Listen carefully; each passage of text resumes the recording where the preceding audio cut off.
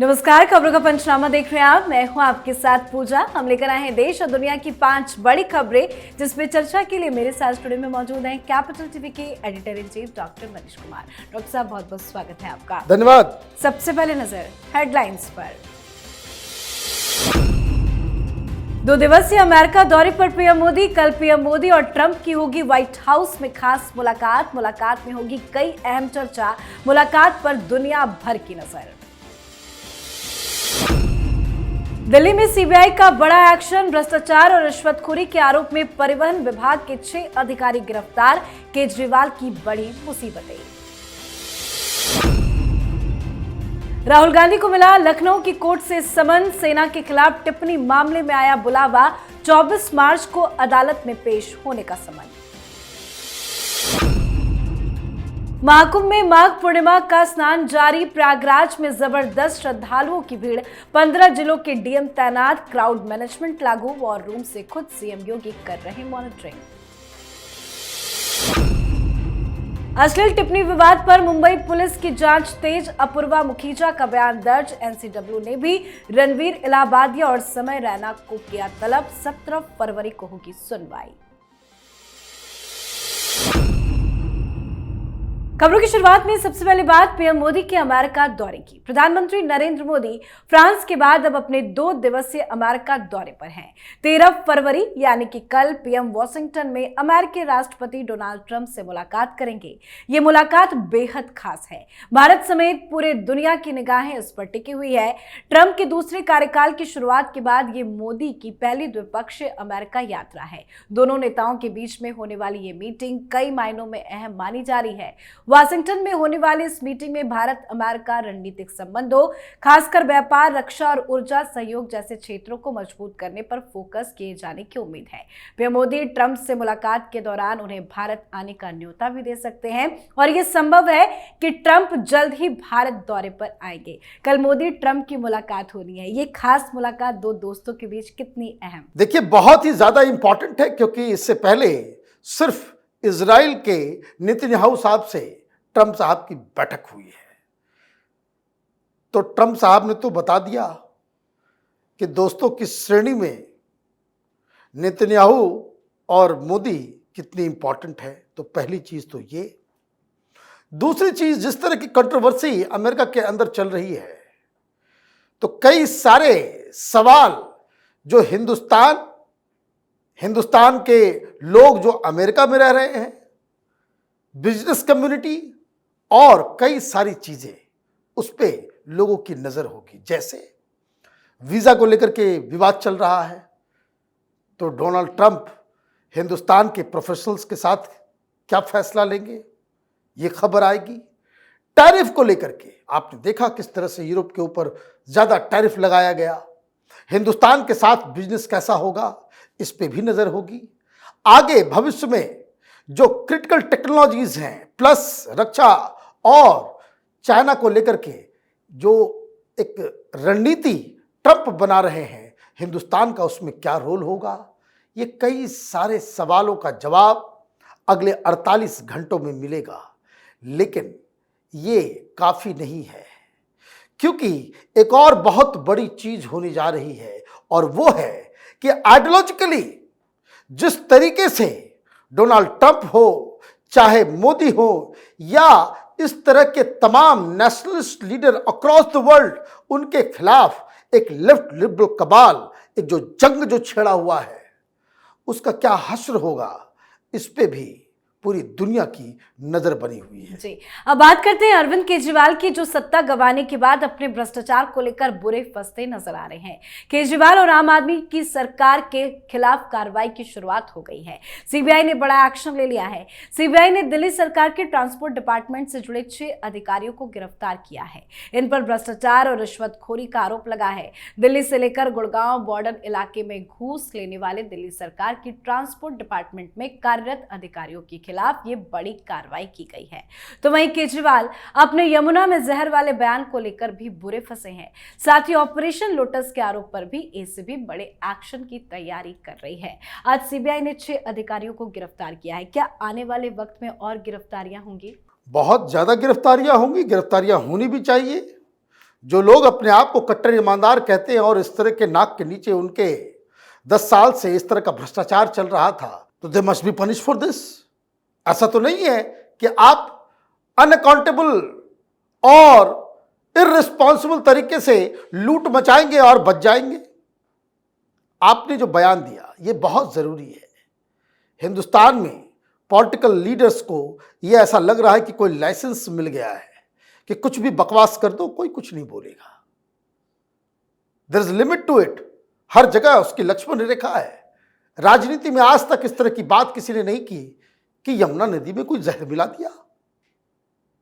तो आज पुलिस आई थी, कोर्ट से कुछ इजाजत नहीं मिली, वापस गए हैं। 19 तारीख को वापस आएंगे, केजरीवाल की गिरफ्तारी होगी इसमें। अभी तक जवाब नहीं दिया है अरविंद केजरीवाल ने कि वो कौन 15 एमएलए थे या 16 एमएलए थे, 17 एमएलए जिनको ऑफर दिया गया। आपने बवाल काट दिया। रिजल्ट आने से पहले आपने इस तरह का हंगामा शुरू कर दिया।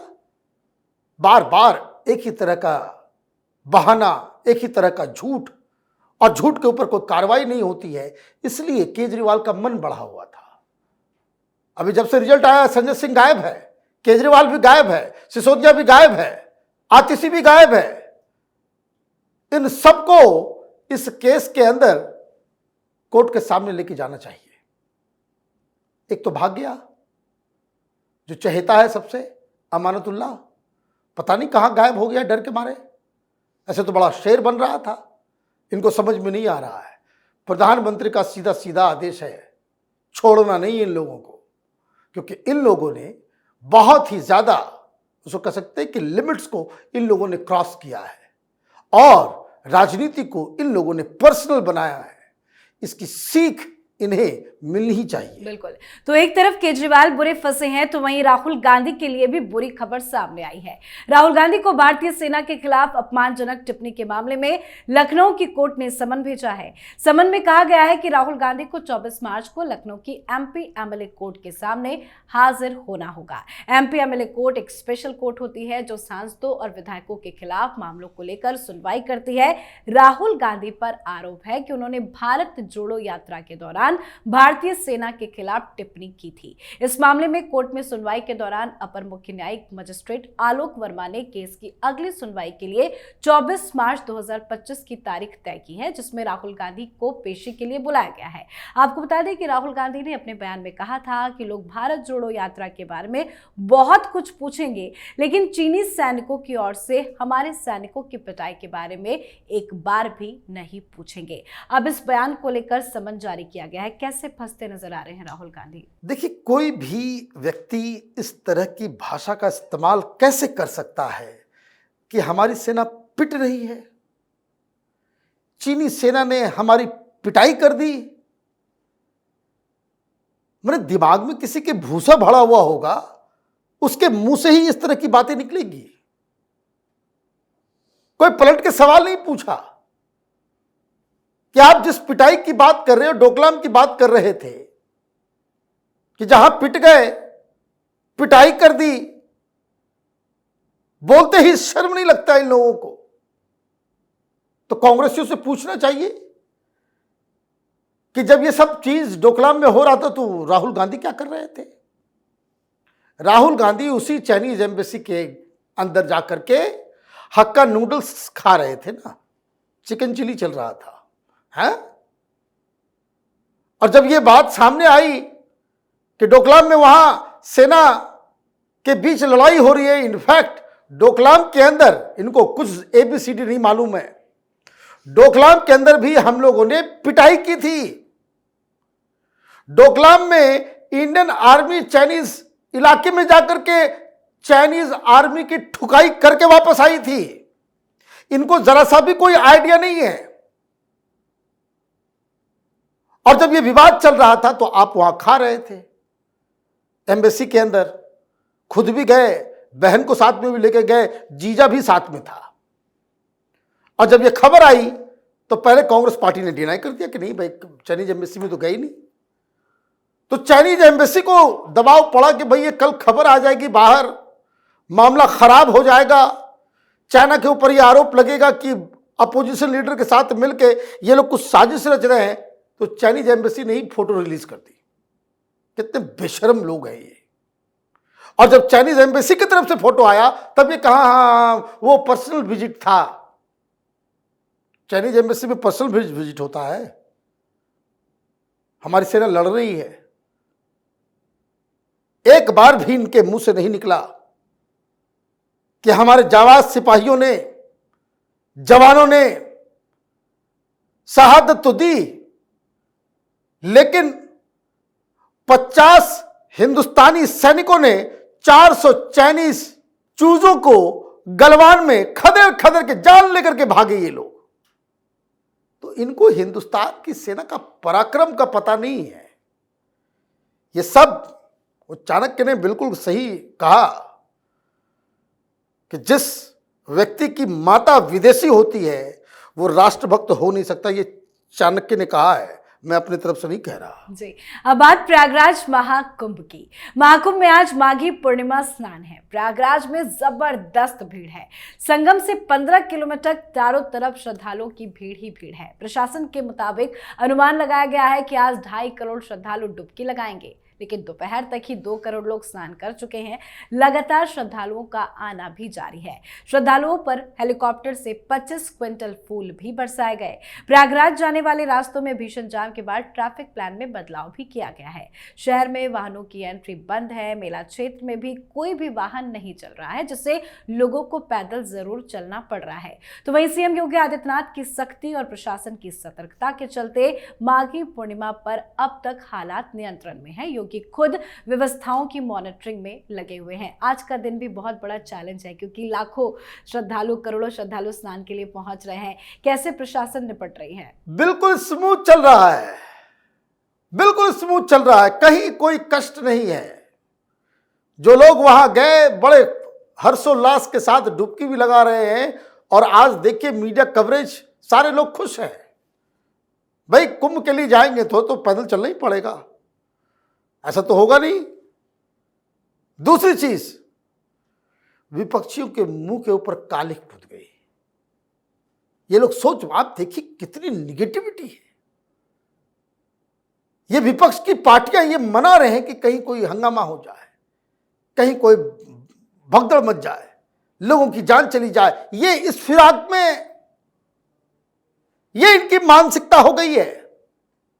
काहे भाई अखिलेश यादव, जब कुंभ की शुरुआत हुई तो यही अखिलेश यादव क्या कह रहे थे, गोरखपुर से तो ट्रेन खाली आ रही है, कोई नहीं आ रहा, हाँ कोई नहीं आ रहा।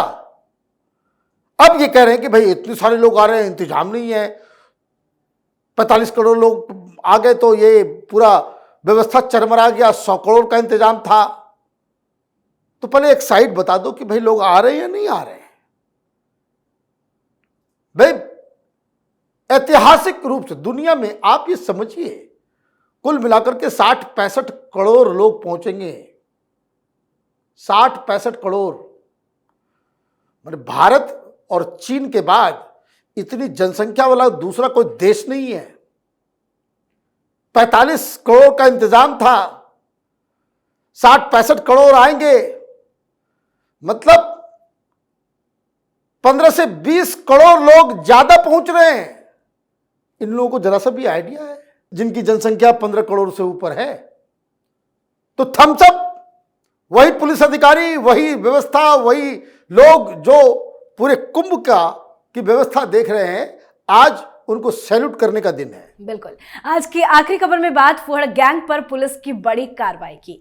YouTube reality show India's got talent जबरदस्त विवादों में आ गया है। शो के दौरान कही गई भद्दी गंदी बातों को लेकर लोगों में जमकर गुस्सा है। तो वहीं इस मामले में अब मुंबई की खार पुलिस ने जांच भी तेज कर दी है। अपूर्वा मखीजा ने आज अपने वकील के साथ थाने में जाकर बयान दर्ज करवाया। तो वहीं राष्ट्रीय महिला आयोग ने अपमानजनक टिप्पणियों पर यूट्यूबर रणवीर इलाहाबादिया, समय रैना और अन्य को समन भी भेजा है। सुनवाई 17 फरवरी को होनी है। अलग अलग जगहों पर एफआईआर भी दर्ज हो रही है। एनसीडब्ल्यू ने भी एक्शन लिया है। क्या कार्रवाई की जानी चाहिए? कार्रवाई क्यों नहीं हो रही है? ये लोग बाहर क्यों हैं?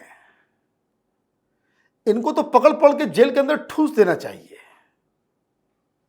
और शर्म आनी चाहिए उन तमाम मंत्रियों को जो केंद्र में बैठे हुए हैं, उन तमाम नेताओं को जिन्होंने इस तरह के सड़क छाप किस्म के लोगों को आपने स्थापित किया।